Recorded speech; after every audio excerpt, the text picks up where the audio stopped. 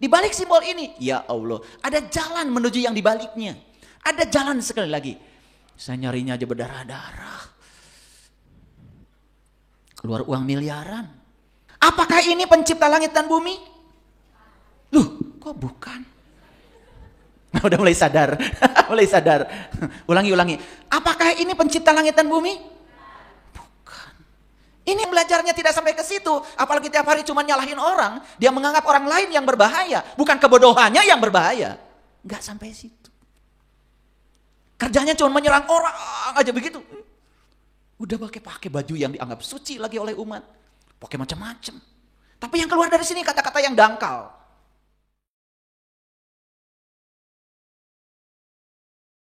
Makanya Allah bilang, bal aksarohum. Luar biasa. Ini kata-kata yang dipakai adalah aksarohum. Kasiro. Kasiro itu kebalikan daripada kolil. Kalau kasiro itu sebagian besar. Kalau kolil sebagian kecil. Ternyata kata ayat ini, yang tidak tahu itu sebagian besar. Makanya ahli-ahli fisika kemudian tertarik untuk mempelajari bagaimana sih asal usul alam semesta ini? Bagaimana sih asal usul penciptaan manusia? Kenapa di dunia ini ada pohon-pohon, ada binatang-binatang? Mereka melakukan penelitian mulai dari binatang bersel tunggal sampai kepada binatang dan makhluk yang bersel kompleks seperti manusia. Lahirlah yang disebut dengan Charles Darwin yang terkenal dengan teori evolusinya. Kan dia ingin menjelaskan. Lahirlah ahli-ahli fisika yang menceritakan tentang asal muasal alam semesta. Lahirlah berbagai teori. Ada teori Big Bang, ada teori ini, teori itu namanya teori. Teori itu dibuat untuk menjelaskan sesuatu supaya terjelaskan. Tapi apakah teori itu sudah bisa menjelaskan yang sebenarnya? Belum tentu. Kenapa sekarang diajarkan teori itu? Itu yang dianggap sebagai yang masuk akal untuk kondisi saat ini. Ingat ya, makanya ilmu pengetahuan berkembang terus. Makanya tidak boleh mengklaim saya paling hebat, saya paling benar, saya paling tahu. Wah, orang yang kayak gitu sudah jatuh jadi orang bodoh. Makanya belajar itu sepanjang hayat. Ulangi lagi, saya tanya sekali lagi. Siapa yang menciptakan langit dan bumi? Allah. Cukup? Kalau orang yang pengetahuannya dalam, kemudian dia berpikir, bagaimana asal muasalnya? Sampai ada orang yang mencipta, ternyata yang diciptakan oleh Allah di rahim ibu. Pertama itu otak. Setelah otak kemudian tulang belakang. Setelah tulang belakang jantung. Sampai dipencerongin. Dipencerongin. Apa itu? Ya pokoknya begitulah. Memang kata-kata itu tidak bisa. Tapi maksudnya ngerti kan? Dipencerongin. Dari mulai pertemuan manu dengan mani dipencerongin. Otak dulu. Sampai dibuat ya catatan-catatan. Hari pertama begini, hari kedua begini, hari ketiga begitu, hari ke-40 begini. Bulan pertama begini, bulan kedua begini, bulan ketiga. Sampai orang bisa membuat, kalau lahirnya 7 bulan itu kolot. Kalau 8 bulan ngora deui, 8 bulan kolot deui. Bingung kan? Tuh. Biar bingung sekalian. Itu kan karena dipencerongin. Betul nggak? Sampai bisa tahu bagian tubuh yang paling tua di dalam diri kita bagian mana? Itu yang namanya otak. Lalu timbul pertanyaan, kok di Quran ada kata-kata Baitil Atiq, rumah tua? Jangan-jangan itu yang dimaksud Allah. Tuh, begitu ya cara belajar, betul nggak? Kok di Jakarta ada kota tua, di Semarang ada kota tua, di Bandung ada Dayakolot, buah-buah. Betul nggak? Itu. Tapi Tapi orang yang belajarnya tidak sampai ke situ, apalagi tiap hari cuma nyalahin orang, dia menganggap orang lain yang berbahaya, bukan kebodohannya yang berbahaya. Enggak sampai situ. Kerjanya cuma menyerang orang aja begitu. Udah pakai baju yang dianggap suci lagi oleh umat. Pakai macam-macam. Tapi yang keluar dari sini kata-kata yang dangkal. Yang tidak mencerahkan umat. Yang mengajarkan kebencian, yang mengajarkan fanatisme buta, tidak mengajarkan untuk berpikir cerdas dan kritis. Masih ingat ya kajian kita yang kemarin? Ingat ya, bahwa pendidikan bukan mengisi wadah kosong. Tapi pendidikan itu pada hakikatnya adalah menggali potensi diri, meningkatkan keterampilan berpikir. Makanya hasil pendidikan itu ada yang namanya kognitif, ada yang namanya afektif, ada yang namanya psikomotor. Itu hasil pendidikan. Kognitif, keterampilan berpikirnya maju. Afektif, sikapnya jadi waras. Psikomotor, dia punya keterampilan yang bisa bermanfaat buat orang banyak. Gitu. Ngerti ini teh? Molohok aja. Oke. Kita lanjutkan. Apakah ini pencipta langit dan bumi? Loh, kok bukan? Udah mulai sadar. Mulai sadar. Ulangi. Apakah ini pencipta langit dan bumi? Bukan. Ini apa? Tulisan. Apakah ini punya kemampuan menciptakan? Wah, dia juga diciptakan. Saya yang buat. Paham. Tapi kemarin begitu belum sadar, seolah-olah tulisan ini yang menciptakan. Seolah-olah ini Tuhan kita. Dan kita puas dengan tulisan alif lam lam ha. Padahal ini cuma simbol. Di balik simbol ini, ya Allah, ada jalan menuju yang dibaliknya. Ada jalan sekali lagi. Tapi saya nggak jelaskan di sini. Mahal. Enak aja saya nyari aja belasan tahun. Di balik lafaz ini ada petunjuk, ada jalan untuk tahu yang sebenarnya. Tapi nggak saya jelaskan di sini. Enak aja. Saya nyarinya aja berdarah-darah. Keluar uang miliaran. Enak aja kesini aja gratis numpang mobil orang. Maaf ya. Gak apa-apa itu rezeki namanya. Gak apa-apa. Ilmu itu ada fidyahnya. Mau dapat ilmu yang tinggi ya tentu saja harus ada pengorbanan. Enak aja. Saya dulu ingin dapat ilmu yang sebenarnya itu, perjuangannya luar biasa. Ya, luar biasa. Kayak saya ceritakan ini gak selesai sampai sore. Nanti kajian kita jadi terpotong. Ini gak punya kemampuan apa-apa. Ini cuma tulisan. Betul? Tapi tulisan ini oleh kita disucikan. Betul? Dihormat-hormat. Sampai kita lupa bahwa sebetulnya ini hanya tulisan. Lupa pada yang sebenarnya yang harus dihormati, yang harus dihargai. Padahal yang sebenarnya sudah bilang sama kita, aku bersama kamu. Lebih dekat daripada urat nadi lehermu. Sekarang saya mau tanya, tulisan ini dekat apa jauh sama kalian? Terpisah atau menyatu? Tapi ada gak yang menyatu di situ?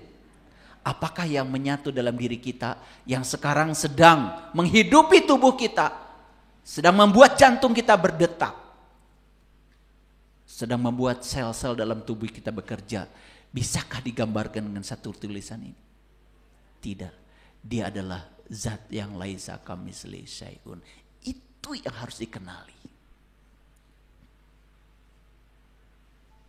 Kalau begitu, sudah saya sekarang tulisan ini saya suarakan. Allah. Kedengaran? Ulangi lagi. Allah. Kedengaran? Apakah itu yang mencipta? Lah yang kalian dengar barusan suara apa? Itu kan sebutan dari tulisan ini. Betul nggak? Nah, lucu ya. Ketika kita sudah menyebut-nyebut tulisan ini. Dan kita mengklaim, saya sudah mengingat Allah. Loh, sekarang saya mau nanya. Ada yang ingat Comro nggak sekarang di sini? Ada. Kok bisa? Hah? Tiap hari? Oh, tiap pagi makan Comro. Makanya ingat ya. Oke, coba sekarang. Ingat-ingat Comro. Oke, udah? Ingat? Ingat kan? Ingat. Apakah Comro itu COMRO? Lah, apa itu? Wah, jadi pintar kalian. Jadi yang Comronya yang mana? Yang mana? Lah, pakai kaya-kaya lagi. Ya Comro masih boleh pakai kaya-kaya. Karena ada pembandingnya. Pokoknya yang kayak misro Pak. Cuman bedanya itu pedes-pedes. Nah, kalian bilang itu pedes. Itu asin. Itu kata-kata itu pun tidak cukup menggambarkan rasa yang ada di sini. Karena kita semua terjebak oleh kata-kata sampai lupa sang kehadiran pada diri kita. Coba kalian makan Comro. Ingat gak sama sang pemilik diri kita ini? Betul gak? Kok saya bisa merasakan pedes? Saya bisa membedakan oncom bukan oncom. Saya bisa membedakan asin. Saya bisa merasakan manis. Apakah manis itu? MANIS? Bukan. Bisa menggambarkan manis? Gak bisa.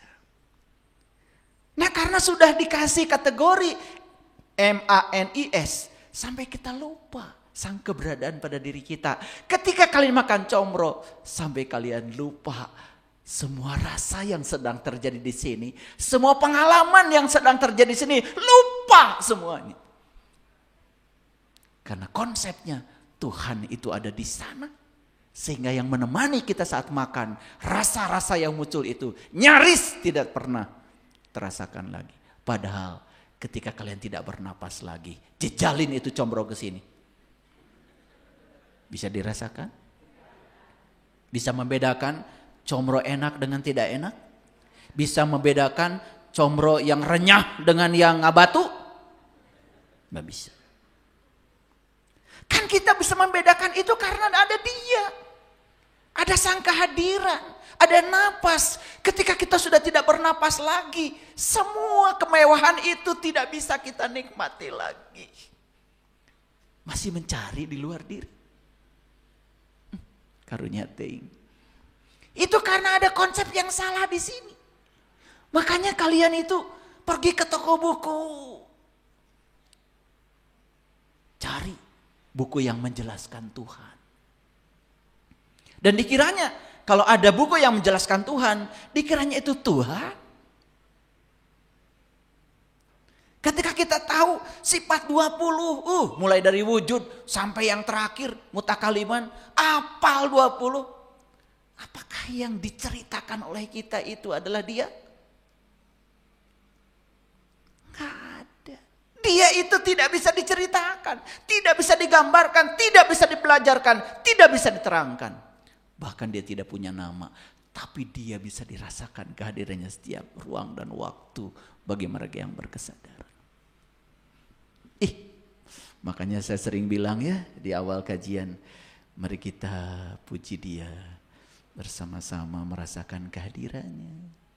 Karena Dia bersama kita meliputi sel dalam tubuh kita. Saya mengulang-ulang kalimat itu, saya berharap kalian sadar.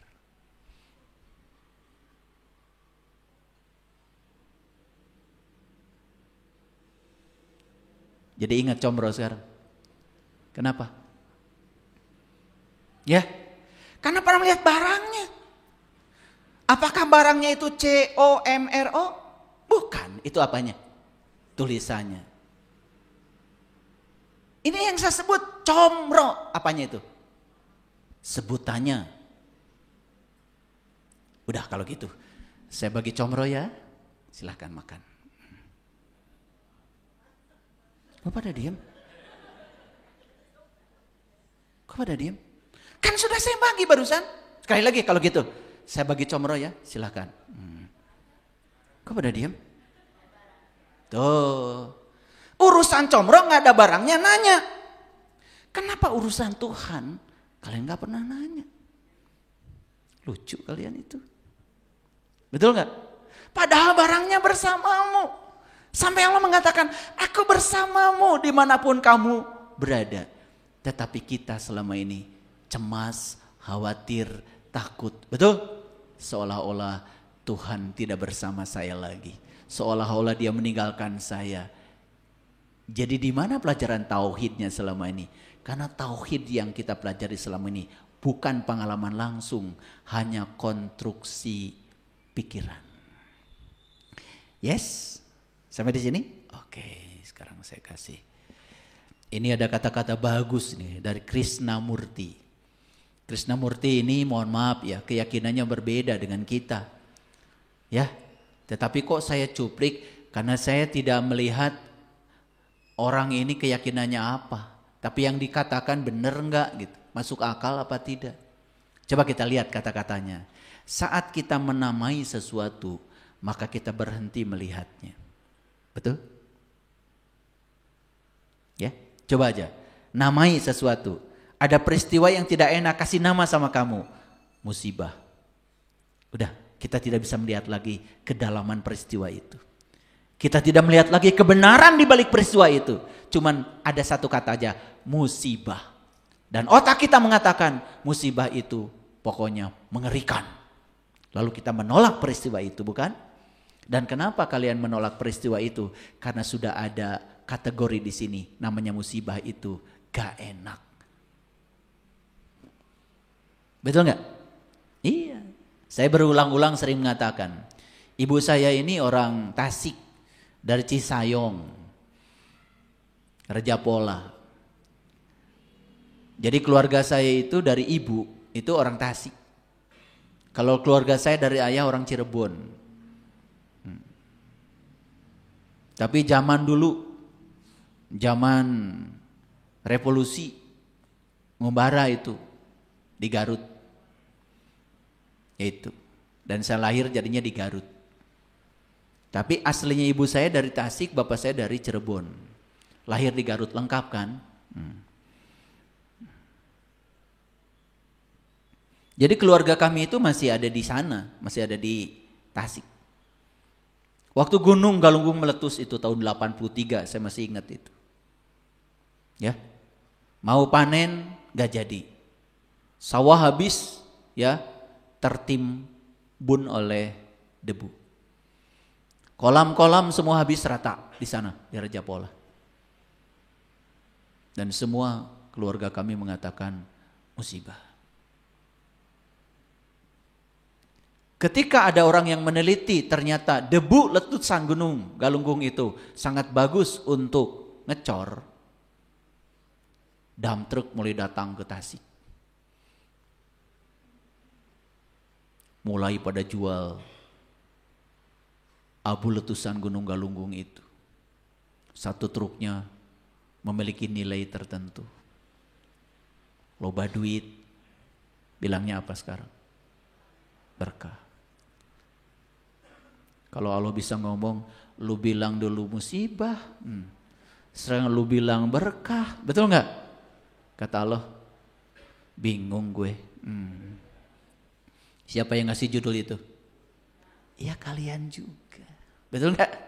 Makanya kita hidup itu bukan di dunia nyata sebetulnya. Kita sekarang tuh hidup di dunia konstruksi pikiran. Nah, nanti akan terasa ya setelah selesai kajian ini. Oke, lanjut.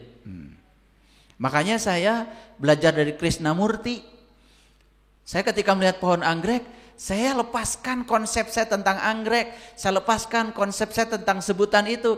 Saya pandang, kamu kok bisa seindah ini di ruang kosong? Akhirnya saya juga bisa menyaksikan ruang kosong ini apa kok bisa menghadirkan bunga seindah itu. Padahal saya cuma nanam pohon anggrek, dikasih air setiap hari, dikasih sinar matahari, itu pun dari Allah semua. Airnya dari Allah, sinar mataharinya dari Allah, saya cuma menanam aja. Benar kata Allah di Quran, kamu cuma menanam aja, tapi aku yang menghidupkan. Saya perhatikan dari hari ke hari ketika dia muncul itu ya, batang untuk calon bunga. Manjang dulu. Setelah itu muncul, setiap hari saya saksikan. Di situ saya melihat keajaiban. Saya di situ melihat sang kehadiran. Bahkan saya sedang pergi pun sekarang di sini, sang pencipta sedang menciptakan pohon anggrek itu. Saya pulang dari masjid ini nanti, pasti ada yang berubah dengan pohon anggrek saya. Dia tidak pernah tertidur, tidak pernah terkantuk. Dia benar meliputi semesta raya. Mau nyari kemana lagi? Pernah melihat keajaiban dari pohon Bapak Ibu? Enggak. Piknik, pergi ke gunung, mau bekal. Betul? Ya pokoknya nasi timbal udah ada, sambal tarasi, jengkol putih. Betul? Peda berem, ya, gepuk, ya, wah udah lengkap. Sampai di puncak gunung itu bukan melihat, kenapa ya ketika di puncak gunung itu terasa lebih indah. Enggak, bukan begitu. Langsung bekal. Sampai di puncak gunung ngampar samak, betul? Ya, udah botram, wah makan. Tambah lagi, saking nikmatnya, tambah lagi, lebar, tambah lagi. Ngagaloler tah sadayana di nu samak, betul nggak? Boro-boro mikirin bagaimana, ya Tuhan menciptakan gunung, bagaimana pohon-pohon yang begitu banyak ragamnya bisa tumbuh, bagaimana setiap helai daun itu bisa tumbuh, kenapa di ruang kosong bisa tumbuh? Gak ada. Cuma lihat, udah gitu aja. Dan lihat nanggerek dahar. Betul nggak?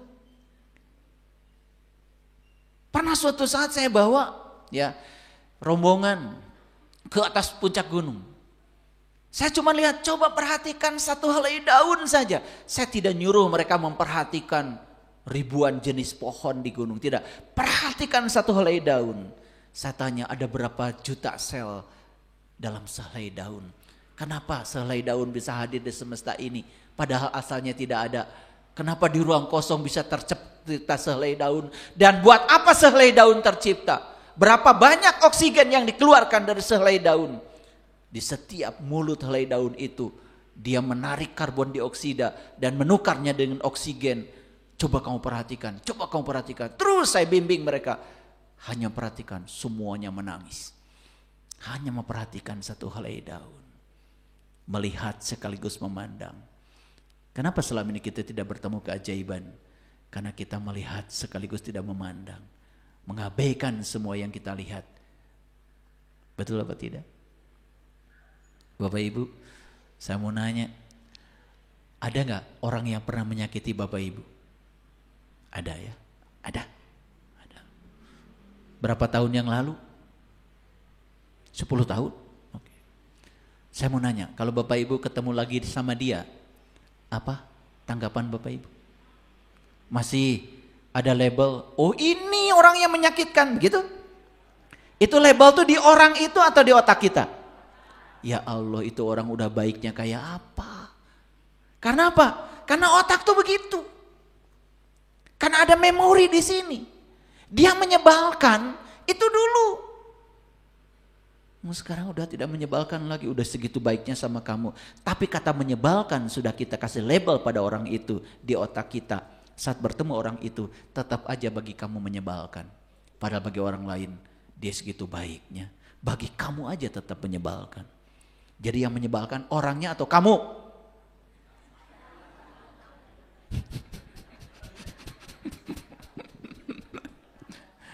Siapa yang menyebalkan?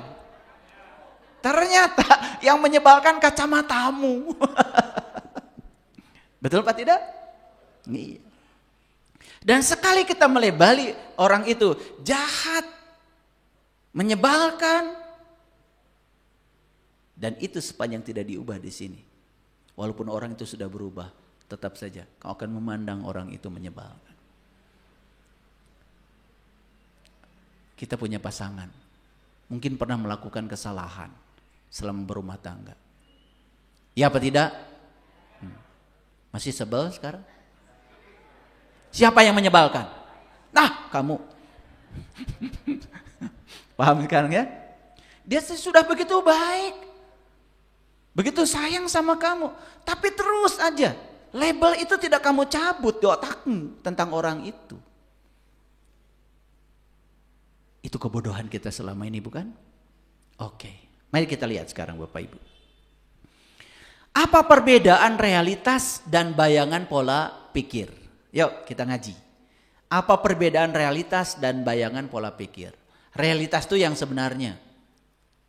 Nah, bayangan pola pikir berarti konstruksi pikiran. Oke? Nah, setuju gak dengan saya? Kalau hidup kita ini sekarang kan dikepung oleh benda-benda. Oke? Dikepung oleh peristiwa-peristiwa. Betul? Nah, setiap benda punya nama. Setiap peristiwa punya nama. Setiap benda dan peristiwa punya definisi. Setuju? Setiap benda peristiwa punya kategori. Betul? Dan itu kan yang dikerjakan di sekolah. Memberi nama semua. Betul nggak? Ya. Pokoknya yang kayak gini namanya, bahasa Indonesianya pare. Pare. Padi. Bahasa Garutnya pare. Bahasa Latinnya ada yang ingat? Orija Satipa. Betul nggak? Pasea tah orang Latin jeung orang Garut lain, iya mah pare. Betul nggak? Orija Satipa. Oh, berantem. Padahal barangnya sama. Betul nggak? Itu bahayanya belum tahu barang, tapi namanya lain-lain, kan bahaya. Makanya lebih bagus tahu parenya, tahu padinya. Sebelum kita tahu banyak nama. Karena dulu juga, ngaranan. Sama kayak kalian. Betul? Iya. Kan yang ngasih nama kamu Oneng. Bukan Tuhan. Nggak ada, dari lahir udah ada tulisan Oneng. Betul nggak? Ya, bapaknya ditanya, kenapa namanya Oneng? Ya, waktu lahir warnanya kulitnya koneng gitu. Gampang kan? Oneng aja kan gitu. Beta sarua teuing jeung koneng cenah. Piceun kana. Tapi itu kan buatan kita. Betul enggak? Tapi bahayanya ketika sudah dikasih nama Oneng, jadi terbatas kita melihat orang itu.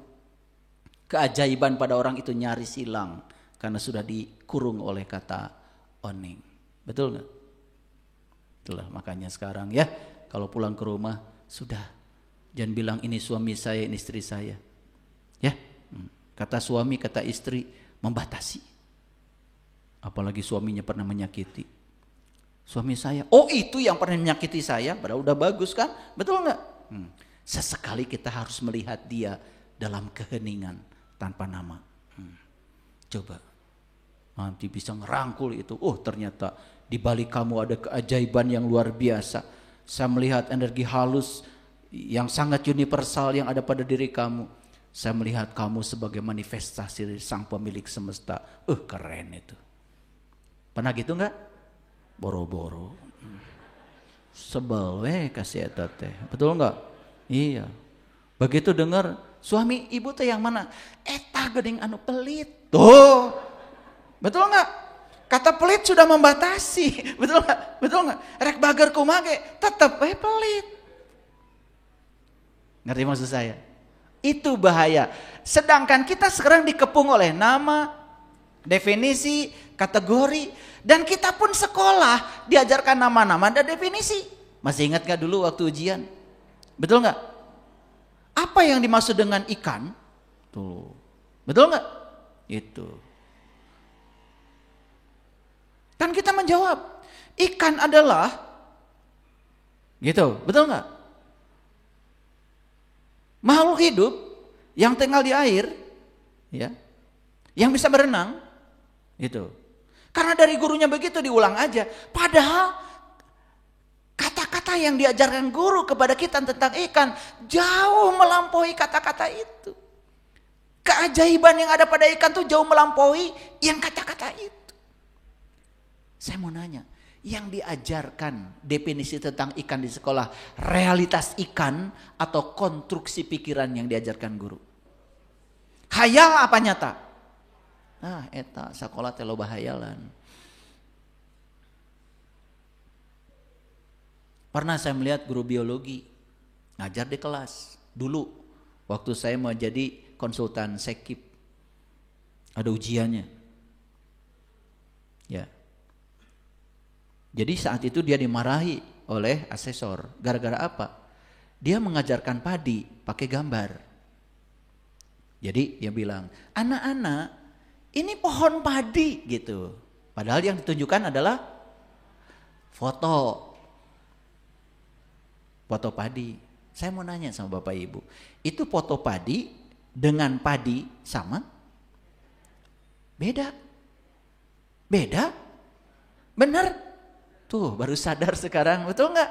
Beda. Coba kalau saya tampilkan foto nasi dengan nasi yang di rumah, sama apa beda? Apa bedanya? Itu bisa didahar. Betul nggak? Yang gitu aja kita sering tertipu. Ya, makanya guru mengatakan anak-anak ini padi, bukan. Itu foto dari pohon padi. Makanya sama asesor, kenapa sih kamu pergi ke sawah, ambil satu pohon, bawa ke kelas, cenah ngaragap. Karena yang di video walaupun dipegang nggak kerasa. Betul nggak? Gitu. Ya kalian belajar agama juga begitu kan? Betul nggak? Iya. Kalau saya ajarkan yang langsung mengalami nggak mau, tapi yang konstruksi pikiran mau. Ya, yang langsung merasakan surga dan neraka nggak mau. Tapi yang ada di konstruksi pikiran, surga adalah, neraka adalah, mau. Makanya di sini cuma definisi. Nah, saya mau nanya sekali lagi, itu kenyataan atau konstruksi pikiran? Jangan-jangan kita beragama di konstruksi pikiran. Jangan-jangan kita berdoa di konstruksi pikiran. Jangan-jangan kita hidup selama bertahun-tahun bukan di realitas, tapi di konstruksi pikiran. Oke, mulai sadar sekarang? Oke.